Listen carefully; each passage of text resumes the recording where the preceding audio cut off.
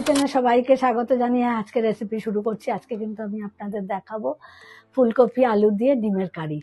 তো এখানে আমি তার জন্য নিয়েছি আলু সেদ্ধ করে, ডিমটা আমি সেদ্ধ করে হালকা একটুখানি ভেজে নিয়েছি, কপিটা হালকা ভাপিয়ে নিয়েছি গরম জলের মধ্যে, আর নিয়েছি একটা টমেটো পেস্ট করে, বড় টমেটো নিয়েছি, একটু আদা গ্রেট করে, রসুন গ্রেট করে নিয়েছি, এখানে 1.5 চামচ মতো আদা হবে, আর এখানে রসুন 1 চামচ, একটা পেঁয়াজ পেস্ট করে নিয়েছি, 2টো পেঁয়াজ কুচিয়ে নিয়েছি।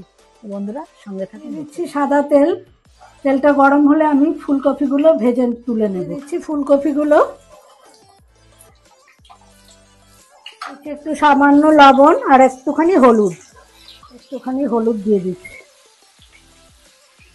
বন্ধুরা ফুলকপিগুলো কিন্তু ভাজা হয়ে গেছে, এর থেকে বেশি আমি ভাজবো না, এখন আমি তুলে নিয়ে নিচ্ছি, নিয়ে সাইডে রেখে দেবো।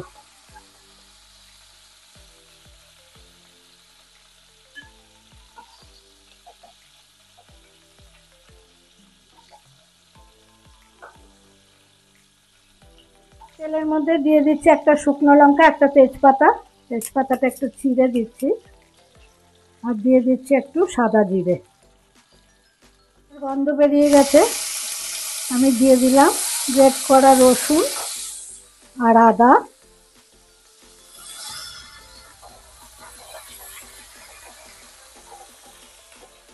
পেঁয়াজ কুচি,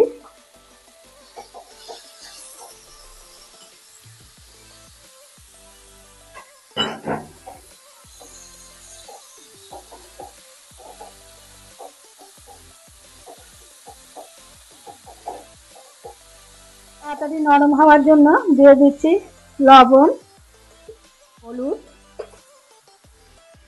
বন্ধুরা পেঁয়াজগুলো কিন্তু একেবারে নরম হয়ে গেছে, এই পর্যায়ে আমি পেঁয়াজ বাটাটা আর টমেটো পেস্ট মেশাবো, সাথে দিয়ে দিচ্ছি 2টো কাঁচা লঙ্কা একটু মাঝখান থেকে ভেঙে, এবার দিয়ে দিচ্ছি পেস্ট করা পেঁয়াজ।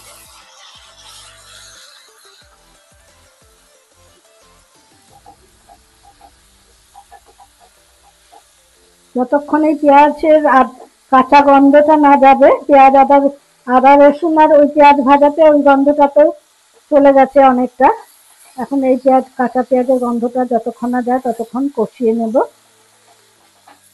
মশলাটা কিন্তু কষানো হয়েছে, তেল ছাড়তে শুরু করেছে, দেখুন কাঁচা গন্ধটাও পাওয়া যাচ্ছে না কিন্তু পেঁয়াজের। এই পর্যায়ে আমি দিয়ে দিচ্ছি পেস্ট করা টমেটো আর বাকি মশলাটা, রেড চিলি দিয়ে দিচ্ছি, হলুদ দিচ্ছি, ধনে জিরে গুঁড়ো,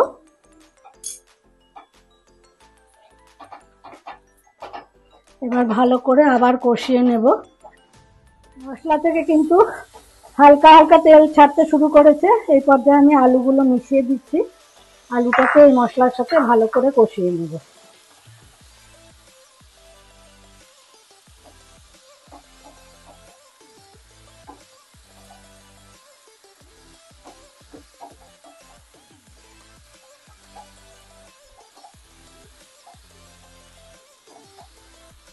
কিন্তু 5 থেকে 7 মিনিট কষানোর পর কিন্তু আমি দেখাচ্ছি, এবার আমি অ্যাড করব একটু মিষ্টি,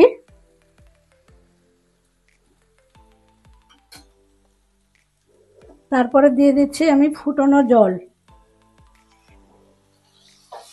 যতটা গ্রেভি রাখবো সেই পরিমাপেই দেবেন আপনারাও।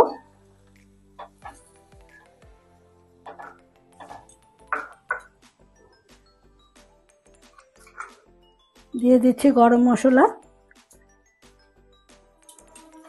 এবার দিয়ে দিচ্ছি ভেজে রাখা ফুলকপিগুলো, ভেজে রাখা ডিম।